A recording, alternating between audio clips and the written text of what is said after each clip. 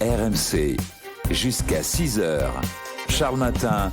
Anaïs Castagna, Charles Magnin. 5h39, bon réveil sur RMC. Allez, on part à Pékin. La story sport. J-1 avant la cérémonie d'ouverture des Jeux Olympiques d'hiver. Elles sont 91 nations représentées à Pékin cette année.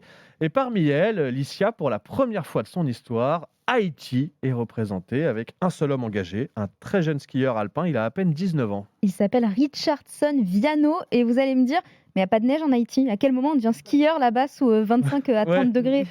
C'est là que l'histoire devient aussi terrible que poignante. Le jeune homme est né sur le sol haïtien, abandonné peu après sa naissance en 2002.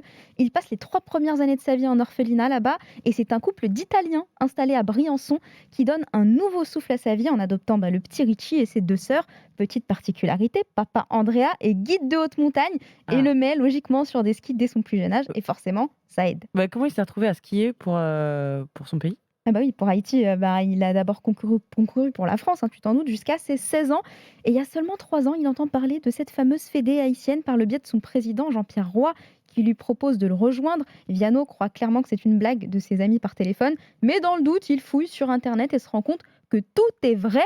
Il prend ça comme un appel du destin, l'envie de reconnecter à ses racines et d'inspirer. Tout un peuple l'habite, tout s'enchaîne et le voilà désormais en route pour Pékin, un peu du jour au lendemain, comme il l'a confié à BFM d'ici. Moi, je me suis dit pourquoi pas changer de nationalité, mais c'était pas forcément la base pour faire les Jeux Olympiques ou les championnats du monde. C'était vraiment pour trouver un nouveau souffle, une nouvelle aventure, outre vraiment les Jeux Olympiques. Et après, il y a eu cette chance des championnats et des JO qui s'est ajoutée et qui fait que c'est une histoire magnifique.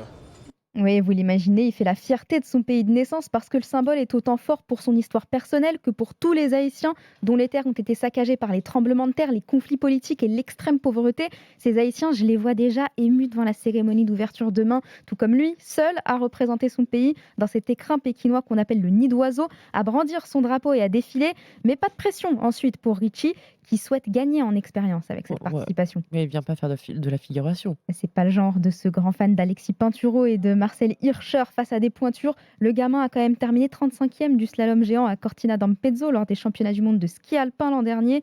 Il a toute une station de ski derrière lui, d'ailleurs, la sienne à Puy-Saint-Vincent dans les Alpes, jusqu'à la directrice de l'office de tourisme, Bettina Mathias, à qui il fait une sacrée pub malgré lui. Il y a quand même une dimension, une belle histoire humaine auquel on a été particulièrement sensible. La communauté de communes, l'office de tourisme, la commune de Puy-Saint-Vincent et sa station ont souhaité accompagner ce jeune champion dans ses premiers pas vers les Jeux Olympiques.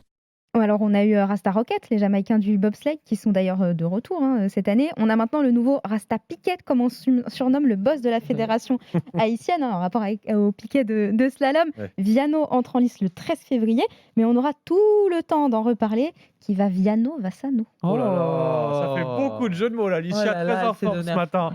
Qui va Viano, va Sano, Rasta Piquet et Rasta Rocket. Voilà, c'était très riche ce matin. Très belle histoire que ce jeune skieur haïtien Viano. On va le suivre, évidemment. On va suivre toutes les épreuves, toutes les médailles, toutes les perfs des Français. Ce sera à suivre, à vivre en direct sur RMC depuis Pékin.